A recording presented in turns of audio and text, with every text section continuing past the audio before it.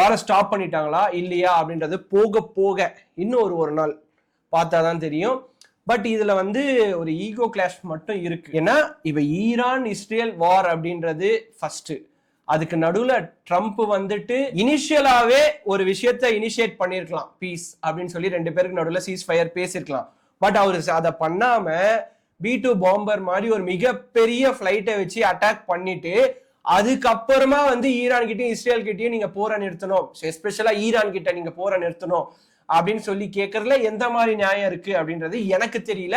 Maybe if I am wrong, நீங்க வந்து ஏதாவது இருந்தீங்கன்னா கமெண்ட் செக்ஷன்ல மென்ஷன் பண்ணுங்க. அது மட்டும் இல்லாம இந்த மூவ் ஈரான் இஸ்ரேல் வந்து இந்த வார இதோட ஸ்டாப் பண்ணியே ஆகணும் அப்படின்ற நிலைமை தான் இருக்கு.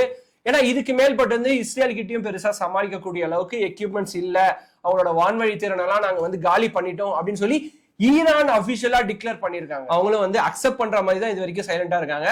ஆனா அதே சமயம் வந்து ஈரான் என்ன சொல்றாங்கன்னா, நீங்க வந்து அந்த இடத்துலலாம் வந்து எந்த ஒரு அணு ஆயுதங்களும் எந்த ஒரு யுரேனியம் தோரியம்லாம் நாங்க சேமிச்சு வைக்கல, எல்லாத்தையும் நாங்க வந்து வெக்கேட் பண்ணிட்டோம் அப்படின்ற மாதிரி ஒரு ஸ்டேட்மெண்ட் கொடுத்துருக்காங்க. இதெல்லாம் எங்க போய் முடிய போகுதுன்னு தெரியல. ஆனா அப்பாவி மக்கள் பயந்து தினம் தினம் உயிருக்காகவும் சாப்பாட்டுக்காகவும் ஓடிட்டு இருக்க நிலைமை ஈரான் இஸ்ரேல்ல இன்னும் நடந்துட்டு தான் இருக்கு. So what is not a solution. அதே நேரத்துல இந்த மாதிரி இங்க ஒரு தரப்பு பேசுறதெல்லாம் வந்து ஒர்க் அவுட் ஆகாது. ஸ்ட்ரெயிட்டா ஒரு ஸ்ட்ராங்கான intermediator between this countries other then Trump நடந்தா இன்னும் நல்லா இருக்கும். உண்மைகள் நிறைய வெளியில வரும் அப்படின்றதுதான் நிதர்சனமான